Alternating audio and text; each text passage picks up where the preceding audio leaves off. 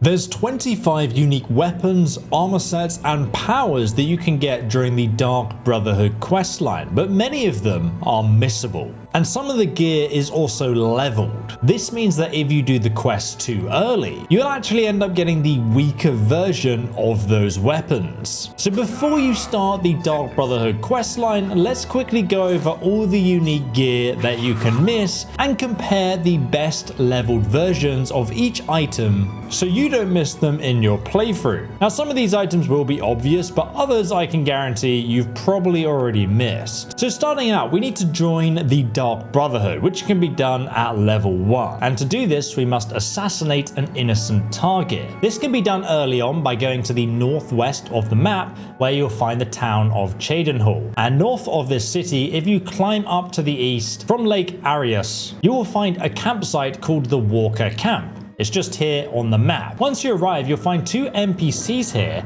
and if you're the first to attack them, it's going to count as you killing an innocent, but you don't get any bounty or anything for doing it. These guys also aren't attached to any quests. Once they're dead, it will say that your killing has been observed by unknown forces.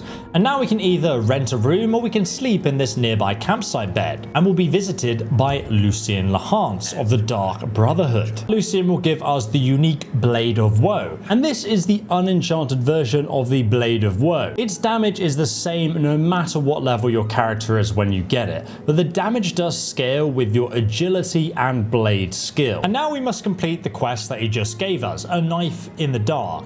This requires us to visit the Inn of Ill Omen, south of the Imperial City. Once we arrive, we can assassinate Rufio, who resides in the inn's basement. Now once you go inside, he's always sleeping, so he's very easy to kill and he'll die in one hit no matter what you do. Once he is dead though, you can sleep in his bed and Lucien will once again appear to direct you to the Dark Brotherhood Sanctuary in Cheydinhal. It's located here in the northwest of the map, and once you enter the sanctuary itself, you will be given the Shrouded armor set.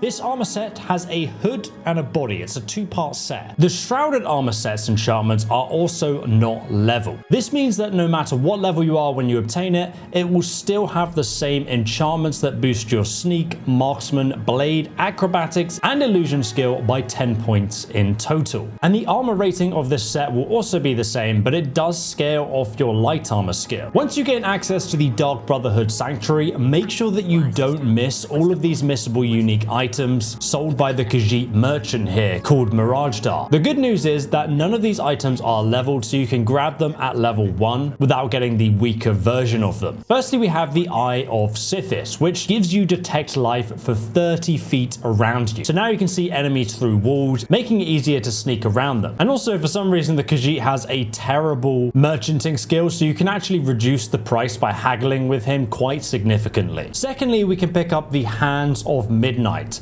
a pair of light leather gauntlets created for vampires. These are enchanted with several different effects. Firstly, they boost your hand-to-hand skill by 10 points.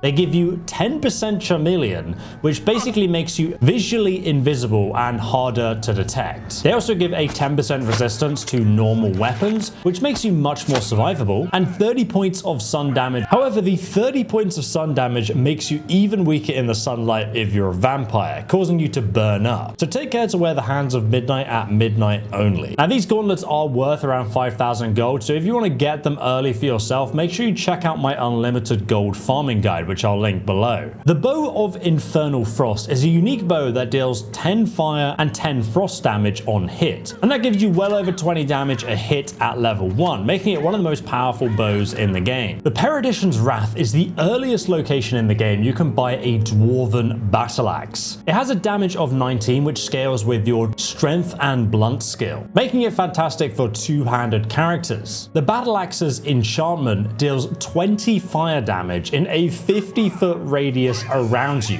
which literally destroys anything nearby, even friendly targets. But the enchantment is so powerful that it can only be used twice before it needs to be recharged again. So the main attraction of getting this weapon early is because it's the earliest way you can get a Dwarven Battle Axe. He's also going to be selling poison apples, but you can get these for free later on anyway. He also sells a bunch of uniquely named spells, but most of them are not as good as the ones you can craft yourself. However, I do recommend when grabbing Unwelcome Guest, which opens easy locks on touch, which makes it cheaper than casting it at range. Most players that join the Dark Brotherhood miss this secret unique item, and it's one of the best early game daggers you can obtain. However, the quest is missable if you don't start it before the Dark Brotherhood Sanctuary is purified. So to get this unique dagger, you must first invoke the Wrath of Sithis. This can be done by breaking one of the 5 tenets, by either attacking or stealing from another Dark Brotherhood member. Interestingly, if you're already over level 30 though, you'll notice that the Skeleton Guardians will start wielding Daedric weaponry and an ebony shield. And if you kill it fast enough with a sneak attack, you'll have just enough time to grab a free Daedric longsword from its body before you get the notification to say you've been kicked out of the Dark Brotherhood. Then you'll be teleported outside, and this will also trigger the Wrath of Sithis quest. Now, I would recommend going into the local inn in Cheydinhal and renting a room for yourself, because the next time you go to sleep, you're going to be attacked by the Wrath of Sithis. Initially, this will be a weak spirit with 110 health, and funnily enough, if you do this with other people around, the entire inn will actually wake up to help you kill the Wraith. You can then just stand around or block and even jump out of reach and wait for them to kill the Wrath of Sithis for you. Once it's been defeated, you'll then be able to loot the unique Dagger of Discipline, and you'll be reinstated into the Dark Brotherhood, but with the reward of an additional unique weapon.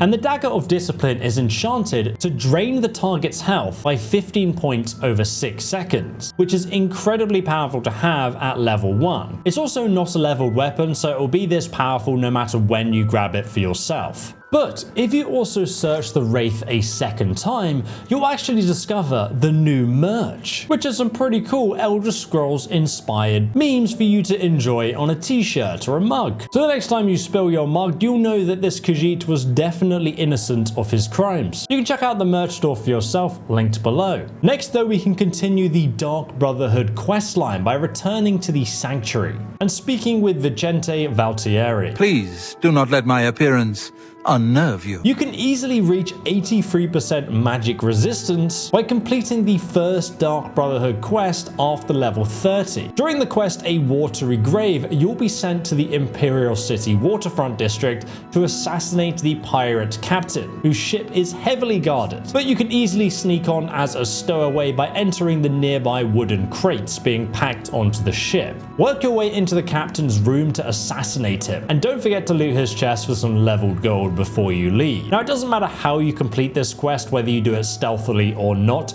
you'll still be rewarded with a unique ring called the Black Band when you return to Vicente. But the power of the enchantment on this unique item is leveled, and the best version is obtained at level 30+, which will fortify your light armor and security skills by 18 points. But it also gives you 18% resistance to magic, which is huge because if you started the game as a Breton and chose the Lord Birth Sign, you'll now have 83% resistance to magic. But don't worry if you missed it, because it's still possible to reach max magic resistance and reflection through other methods as well. The next quest from Vicente is called Accidents Happen, where we must kill Balin, but the special reward can be missed if you do the quest incorrectly. I suggest traveling to Bruma in the north of the map, then entering Balin's home through the back between the hours of 8 PM and 11 PM. You can then go through the basement and sneak upstairs with an invisibility potion to avoid his bodyguard,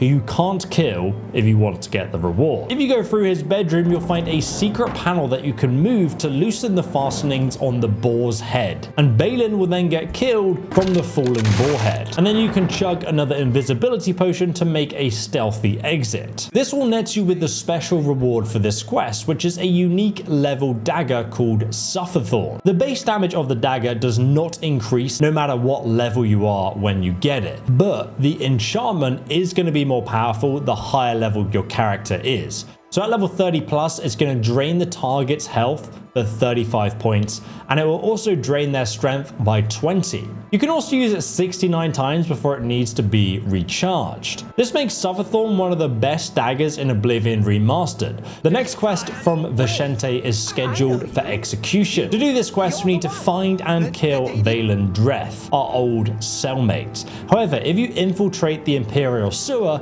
without killing any Imperial guards, you will get a special reward. And this can be done by either sneaking in or by running past them all and just ignoring them completely. So long as no guards are actually killed, you're still going to get that reward. The Scales of Pitiless Justice. And as long as you have this item in your inventory, it's going to increase your character's strength, agility, and intelligence attributes by 2 points, but your personality will be lowered by 2. It's quite easy to miss this unique item in the Dark Brotherhood questline because it's just a side quest and you can only start it after you've completed the quest to kill Valen Dreth. But it has to be done before the Brotherhood Sanctuary is purified. You can get this quest for yourself by speaking to the Argonian Tinava. If he has a deposition over 70, he's going to give you a quest to kill the Renegade Shadow Scale called Scartail, who's located in Bogwater Camp in the very south of the map, just over here. However, if you go and talk to the target before attacking him, he's going to tell you that he's an easy kill because he was already wounded by another Argonian assassin that was sent after him. If you spare him, he'll tell you that his stash is in a hollowed rock near the campfire here, and it's going to contain a leveled amount of gold within it. And then if you like, you can just kill him anyway. Or you can go over here to the big tree where you'll find the other Argonian's heart, and whether you do or don't kill him won't actually make any difference at all. But if you return with a Argonian heart and give it in, you'll then get the unique boots of Bloody Bounding, which have a leveled enchantment on them, and at level 30 it's going to boost your acrobatic skill by 18 and your blade skill by another 18. And since your acrobatic skill isn't capped at level 100, boosting it even further lets you jump even higher. This is Cruelty's Heart, and to obtain it we must complete the special objective in the quest, the Assassinated Man, given by Vicente. This quest requires us to go to Coral and stage the assassination of Francis Montier. To do this, we're going to be given a unique weapon called the Languin Blade, which is just a silver dagger that has a unique name. So I guess it's kind of a cool collectible, but he will tell us to assassinate him in front of the debt collector. And then we'll need to flee the city afterwards and leave the debt collector alive so he can report in that this guy is actually dead. We'll then need to administer the antidote to wake him up in the chapel the next day. And then after completing the quest, you'll be given the other unique item, Cruelty's Heart, an amulet with a leveled enchantment, and at level 30 plus, it's going to give you plus 18 to your willpower and your strength, which is kind of like getting another 90 encumbrance, so it's great for looting and just carrying lots of items on you. Valtieri will now also offer to turn you into a vampire. The next quest is the Lonely Wanderer, which is given by Ochiva, the Argonian in the Dark Brotherhood Sanctuary. However, to get the special reward for this quest, the unique bow Shadow Hunt, you must first kill Phelan, the skooma addict, indoors with no witnesses. Now you can find Phelan in Lockmere's house, which is located in the Elven Garden district within the Imperial City. He's going to be there during the day between 11 AM and 5 PM doing skooma, and you can lockpick the door yourself or you can steal the key from Phelan before he enters. Once inside, it's just you and him, so you're free to kill him and get the special reward. Then you can return to Ochiva to get the unique bow Shadow Hunt. This is a leveled weapon that does the same base damage no matter what level you are when you obtain it. However, the enchantment is going to be the most powerful if you get it at level 30 plus. When it does 20 damage to health, 20 damage to magicka, turns undead up to level 32, and it gives you a 20% weakness to poison. So if you also poison your arrows, you're going to be dealing 20% more damage with that poison that's applied to your weapon. The weapon has a base damage of 14 plus the 20 damage of the enchantment gives Shadow Hunt 34 damage a hit, plus any poison effects that you're applying to it. So overall it is a pretty decent bow, but probably not one that's worth waiting until level 30 to obtain. You can get the unique armor, the Deceiver's Finery, during the quest Bad Medicine, which is given to you by Ochiva. This is a special reward that can only be obtained if you travel to Fort Such and sneak in completely undetected all the way to Roderick's medicine cabinet, swap his medicine with the poison from your inventory, and then leave completely undetected. Now, the easiest way to do this by far is just by using invisibility spells or potions. Otherwise, if you're detected at all during the stealth mission, it's going to give up your reward. But if done successfully, you will get the Devil's Finery. It's a leveled piece of clothing that at level 30 plus is going to boost your personality and speechcraft skill by 18 points each, which is great for just putting on whenever you're ready to haggle or sell your stuff to shopkeepers. Alternatively, you could just use a charm spell before you begin trading. Next, we have the Night Mother's Blessing. This can be obtained during the quest Who Done It, where you go to a manor in Skingrad and you need to kill all the party guests without them knowing who the assassin is. To do this, you can't be observed while killing any of the guests. So I suggest that you take out the Red Guard first, since he has a full set of Imperial armor which he puts on after the first person has been killed. Whereas if you kill him first when he's taking a nap upstairs, it makes this whole quest so much easier. After you've taken out everyone separately without anyone noticing, you'll receive the Night Mother's Blessing. This is a permanent effect that gives you a permanent boost of +2 to your acrobatics, blade, marksman, sneak, and security skill. So definitely not something you want to miss. The next quest, Permanent Retirement, requires you to kill Adamus Philida, the old guard captain, and he only takes off his armor to swim in the pond at Leowyn between the hours of 3 and 8 p.m. You'll be given the unique Rose of Sithis, which will instantly kill him if you use it. However, I recommend not using it, or instead following my duplication glitch guide, which I'll link below in the description, so you can make multiple copies of it. Mainly because the Rose of Sithis has a unique appearance, which makes it a pretty awesome collectible to put in a display cabinet. As for the 500 gold special reward, you can grab that by stealing Philida's ring finger, and then planting it in his successor's desk, which is located in the Imperial City Prison District, to send a message. Now, after this point in the Dark Brotherhood questline, you'll begin the next part for the Black Hand, where you'll need to meet Lucien Lahance in Fort Farragut, just to the east of Cheydinhal. You can access his hideout through the tree, which has a secret door inside. And once there, you can find 10 poison apples in the barrel. And this actually respawns every 3 in-game days after you leave the area. Lucien Lahance will then tell you that you need to purify the Dark Brotherhood Sanctuary, essentially killing all of your guildmates. And then he will give you a unique scroll. The scroll to summon the ghost of Rufio, a very powerful summon that deals frost damage, and the spirit can also resist normal weapons. The scroll can be duplicated if you want multiple versions of it like this. And again, watch the duplication glitch video linked below if you want to know how to do that, as well as get millions of gold. At this point though, you will want to make sure that you've brought all of the unique items from Mirajdar in the Brotherhood Sanctuary. And if you were planning to get vampirism from Vicente, make sure you do that before you kill him. Now, Vicente has a leveled enchanted longsword or claymore. And obviously, because our character's over level 30, it's going to be a Daedric weapon. On the other hand, Gorgon Gro Bolmog, the orc, has leveled armor and an enchanted battle axe, which does 20 fire damage on hit.